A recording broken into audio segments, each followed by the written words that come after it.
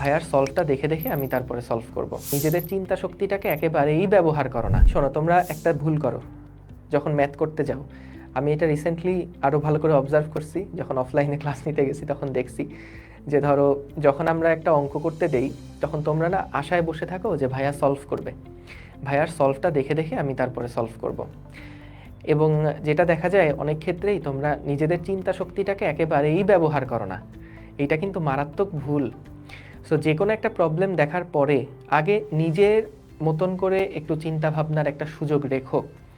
সেটা তুমি এটা তো লাইভ ক্লাস আসলে পসিবল হয় না, কিন্তু রেকর্ড ক্লাসটা যখন করছো সেই সময়টাতে চেষ্টা করবা ক্লাসটা যখন ম্যাথগুলা করাচ্ছি, ম্যাথটা করানোর সময় যদি একটা প্রবলেম আসে, ওই প্রবলেমটা তুমি আগেই সলভ দেখবা না, পজ করে আগে নিজে একবার চেষ্টা করবা, একটু মাথা খাটাবা, তারপরে সলভ দেখবা।